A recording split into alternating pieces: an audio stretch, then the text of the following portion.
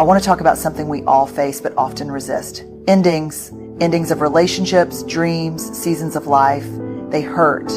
And our first reaction, we either cling to what's falling apart or we numb ourselves, pretending it doesn't matter.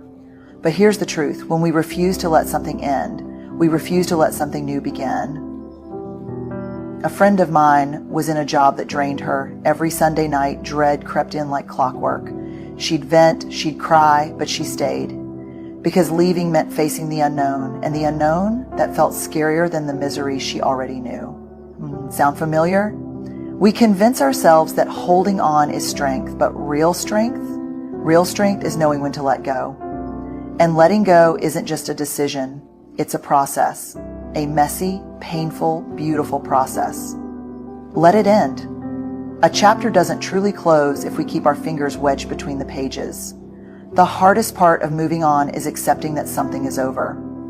And we fight it. We replay conversations, rewrite the past, search for second chances, but clinging to what's already broken won't fix it. Closure isn't something you get, it's something you give yourself. We have this idea that endings are optional, like we can negotiate with reality. We convince ourselves that if we just try a little harder or hold on a little longer, things will magically go back to the way they were. But the truth is that some things, some relationships, some dreams, some seasons of our lives are meant to end. And no matter how tightly we hold on, no matter how much we bargain, there comes a moment when we have to loosen our grip and let go. I had a friend, Jake, who spent years in a relationship that had already ended, emotionally, if not officially. He and his partner had stopped being them a long time ago, but neither of them could bring themselves to say the words out loud. He told me, "If I walk away, it means I failed." And I get that. I do. We tie so much of our worth to what we can hold on to. But staying in something that's already over isn't love and it isn't loyalty. It's fear. And fear is a terrible decision maker. So why do we resist endings so much? Part of it is that we're wired to seek certainty. Studies in psychology show that our brains are more uncomfortable with the unknown than with known pain. That's why people stay in jobs they hate, relationships that drain them, places that don't feel like home anymore. Because even if it's miserable, at least it's familiar. The unknown, that feels terrifying. The other part is grief. And I know grief is a heavy word, but endings are a form of loss. And loss, no matter how big or small, demands to be grieved. Whether it's a relationship, a job, a dream that didn't work out, or just an idea of how life was supposed to go, it's still something you hoped for, something you invested in, and when it's over, it hurts. But here's where we get stuck. We think that by refusing to let something end, we can somehow outrun the grief. We think that if we just keep holding on, if we check their social media one more time, if we keep the number saved in our phone, if we leave the door open just a crack, we won't have to feel the full weight of what's gone. But that's not how it works. Avoiding an ending doesn't prevent the pain, it just prolongs it. The moment we accept that something has ended, we give ourselves the gift of starting again. And that's not easy. It's not a light swing moment. It's a series of small, courageous choices. It's choosing every day to stop rewriting the past and start walking toward the future, even when you don't know what that future looks like yet. And let's be clear, acceptance doesn't mean you're happy about the ending. It doesn't mean you don't still wish things had turned out differently. It just means you've stopped fighting reality. And when you stop fighting reality, you free yourself to build something new. Maybe that's where you are right now, standing at the edge of an ending, afraid to take the next step because you don't know where it leads. If that's you, I want you to hear this. It's okay to be scared. It's okay to grieve, but don't let the fear of the unknown keep you stuck in something that's already over. Let it end, because only when you let it end can you begin again. Let it hurt. I know, this one is brutal, but pain doesn't disappear just because we ignore it. We have to feel it, sit with it, honor it. Research shows that avoiding emotional pain actually makes it last longer. Ever notice how pushing feelings down is like trying to hold a beach ball underwater? Eventually, it explodes back up. So let yourself grieve. Cry in your car. Take long, sad walks. Give your pain a voice. Because when we name our emotions, we take away their power to control us. We don't like pain, we like distractions, solutions, quick fixes. We tell ourselves, if I just keep busy enough, if I don't think about it, if I move on fast enough, I won't have to feel this. But pain doesn't work like that. You can ignore it for a while, bury it under work, under Netflix, under a new relationship, but eventually it catches up to you. And when it does, it demands to be felt. I once talked to a guy who had gone through a really rough breakup. And instead of dealing with the pain, he threw himself into distractions. He traveled, picked up new hobbies, worked longer hours. To the outside world, he was thriving. But 6 months later, when he was alone in his apartment on a random Wednesday night, grief hit him like a freight train. Because that's the thing about emotions. We either feel them now or we feel them later. But either way, we will feel them. The research backs this up. Studies show that suppressing emotions doesn't actually get rid of them. It just stores them in the body. When we refuse to process sadness, it often resurfaces as anxiety, stress, even physical pain. And I don't know about you, but I'd rather face my emotions on my own terms than let them ambush me down the road. But feeling pain isn't the same as drowning in it. There's a difference between processing emotions and becoming them. You are not your heartbreak. You are not your grief. You are not the worst thing that's ever happened to you. Pain is something you experience. It is not your identity. So how do we let ourselves hurt without getting lost in it? First, we name it.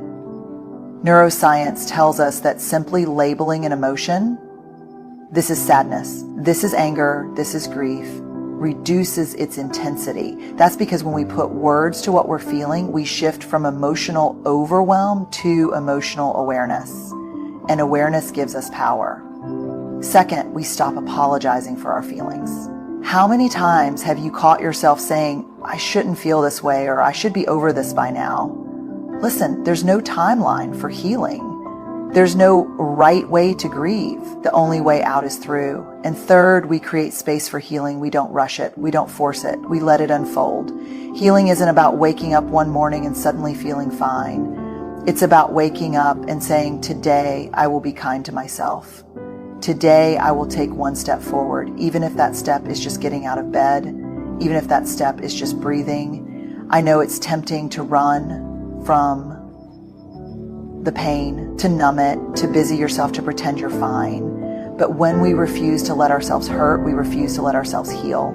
So let it hurt. Let yourself feel it all. Because on the other side of pain is freedom, and you deserve to be free. Let it heal. Healing isn't passive. It's not about waiting for time to do all the work. It's about choosing every day to release bitterness, to stop rehearsing the what ifs. It's about rebuilding yourself, sometimes from the ground up. And healing isn't linear. Some days you'll feel okay, and the next you'll hear a song or catch a familiar scent, and the grief sucker punches you all over again. That's normal. Healing is not the absence of pain. It's learning to carry it differently. We tend to think of healing like a straight road, point A to point B, but in reality, it's more like a winding trail full of detours and unexpected turns. Some days you'll feel like you've made progress, and then out of nowhere, something small, a place, a memory, a date on the calendar will bring it all back. And in that moment, it's easy to think, I haven't healed at all. But that's not true. Healing isn't about never feeling pain again. It's about learning how to live alongside it without letting it control you. A friend of mine, David, went through a really tough divorce. And for the longest time, he thought healing meant getting to a place where he didn't think about it anymore. So every time the memories resurfaced, he felt like he was failing. Why does this still hurt? He'd ask. And I'd remind him, because it mattered. We don't heal by pretending something didn't affect us. We heal by acknowledging that it did and choosing over and over again to move forward anyway. One of the biggest myths about healing is that time alone does the work. Time heals all wounds. We've all heard it. But the truth is, time doesn't heal anything if we're not intentional about how we use it. Time can pass, but if we're still clinging to resentment, if we're still replaying the same painful stories in our heads, we stay stuck. Healing isn't about waiting, it's about participating. And healing takes courage. Because sometimes the hardest part of moving forward is letting go of the version of ourselves that existed before the hurt. We hold on to the past because it feels familiar even when it's painful. But growth asks us to step into the unknown. It asks us to trust that what's ahead can be just as beautiful, even if it's different from what we imagined. So how do we let ourselves heal? We stop obsessing over closure. The truth is, we don't always get the explanations we want. We don't always get an apology. Sometimes, the person who hurt us moves on without ever acknowledging what they did. And we have a choice. Do we stay stuck, waiting for an answer that may never come? Or do we decide that we are worthy of healing, even without it? We stop making pain our home. Pain is meant to be a visitor, not a permanent resident. But sometimes we get so used to our suffering that we build our identity around it. We tell ourselves, I'll always be the person who got left. I'll always be the one who wasn't enough. I'll always be broken. But you are not your past. You are not your worst moment.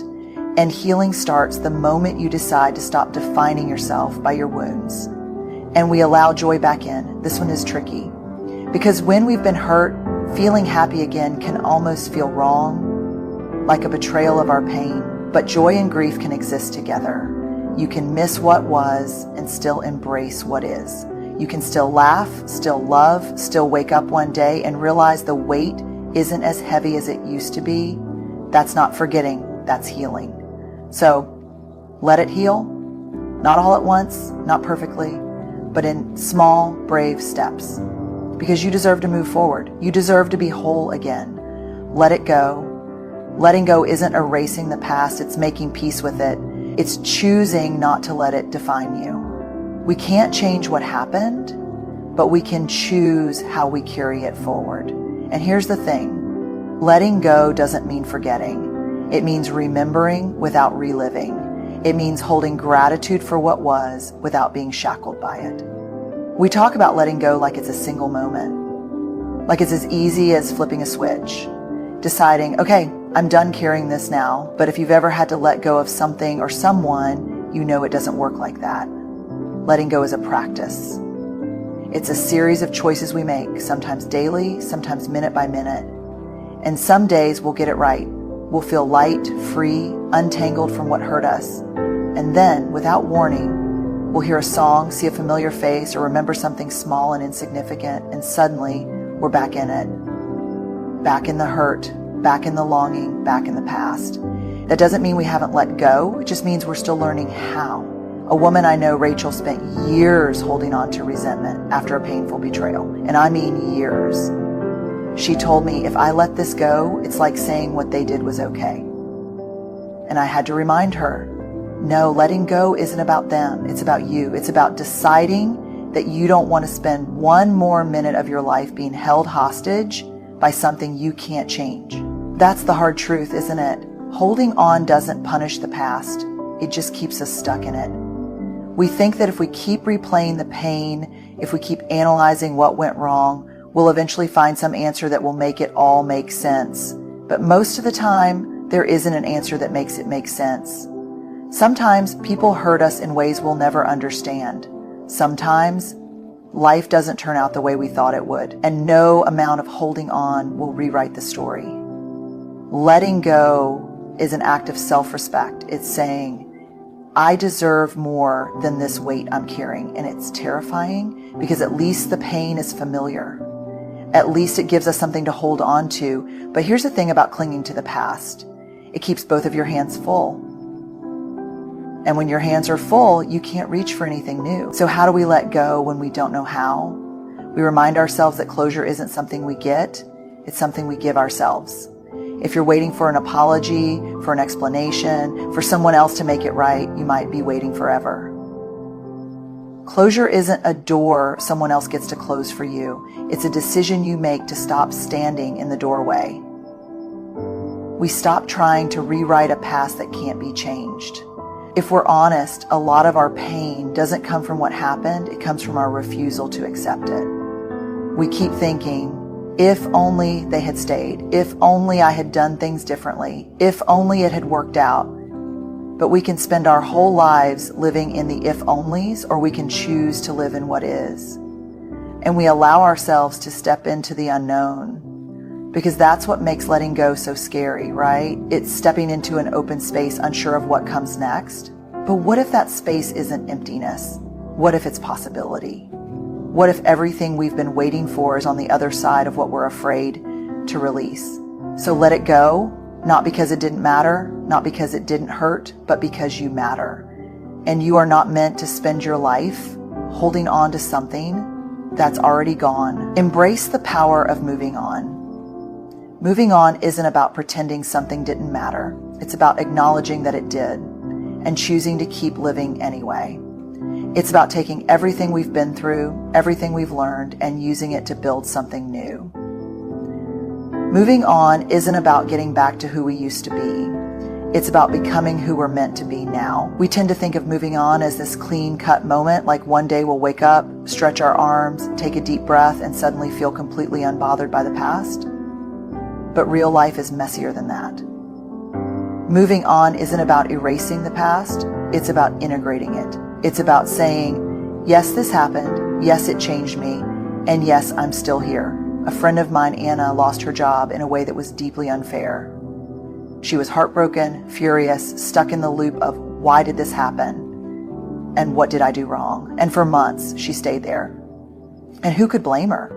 Moving on felt impossible because moving on meant accepting that what wasn't anymore. It meant stepping into the unknown. And the unknown, it's terrifying. But one day she asked herself, how much longer do I want this to be the thing that defines me? And that question changed everything. We don't move on because we get answers. We move on because we decide that our future deserves more of our energy than our past. And that's a decision we have to make over and over again. So what does moving on actually look like? It looks like forgiveness. Not for them, but for you. And I know forgiveness can feel impossible, especially when the hurt runs deep, but holding on to resentment is like drinking poison and expecting the other person to suffer. It doesn't heal us. It just keeps us tied to what broke us.